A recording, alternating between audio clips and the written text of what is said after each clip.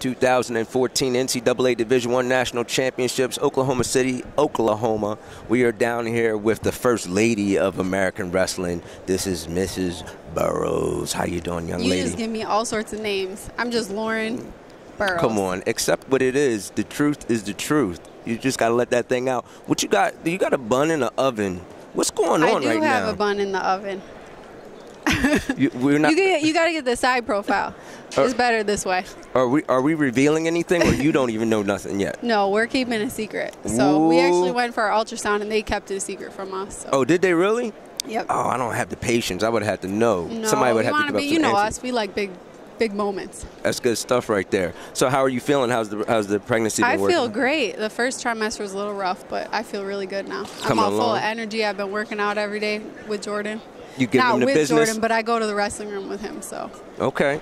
All right. So how has this new wave been going for you? Because now you're talking about not only just him being a world and Olympic champion, all of that stuff was just major league protocol, but then now you're adding in the new elements of pregnancy on top of now you're being married. So you've got a couple of different elements now that you didn't have a year ago. So how are you guys handling all that? It's good.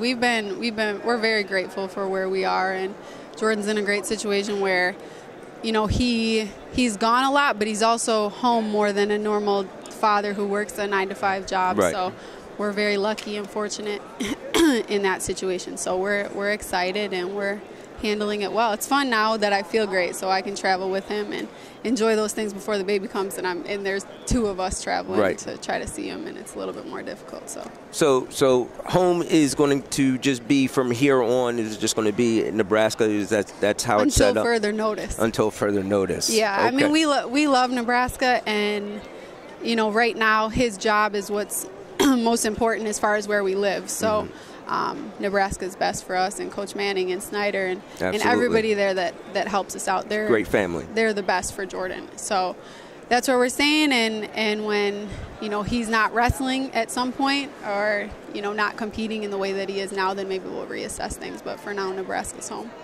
So I was at the wedding. Beautiful, beautiful, absolutely beautiful wedding. It was great getting up there in the cold upstate New York. I mean, but it was so beautiful. That was the most beautiful day ever for a wedding. Nice day. And it a was lot like of great 70 people. and sunny. Yeah, it was nice. I mean, it was a lot of great people. I mean, people you haven't seen in a while, and obviously got a chance to meet a couple of new people. Right. What was that? What was that experience like? Did it live up to you growing up as a young girl, and it's like I want to get married, I want this, that, and that, and did it live up to those kind of dreams or what? I was a tomboy. I grew up with 3 boys, and I was into sports. Yeah, I had 3 brothers, and I was never the kind, we talk about all the time, I was never the girl who like planned my wedding or anything like that.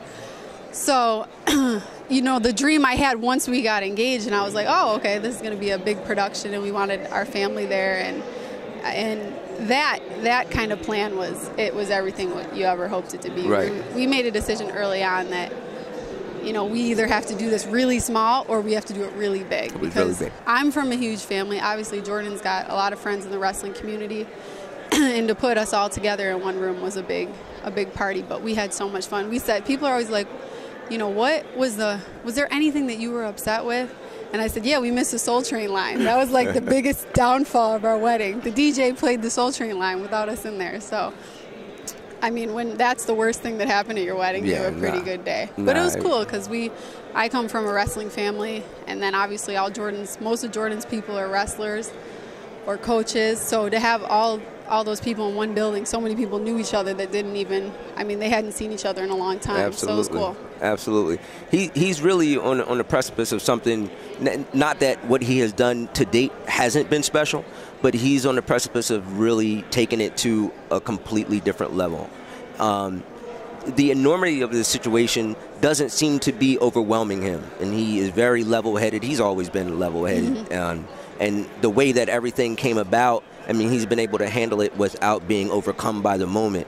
Are you playing a role in that? And if so, what is your role in helping to keep him kind of even-keeled throughout this whole process? I think it's mutual. You know, we both play a mutual role in our relationship, and he's the leader of our house. He's the leader of our family. So Jordan makes most of the decisions, and you know, I have to be super supportive, even though I'm, you know, as stubborn-minded as he is. Right. So I think that's what makes us great too, is that we're both strong-minded, so we play things off of each other, and Right.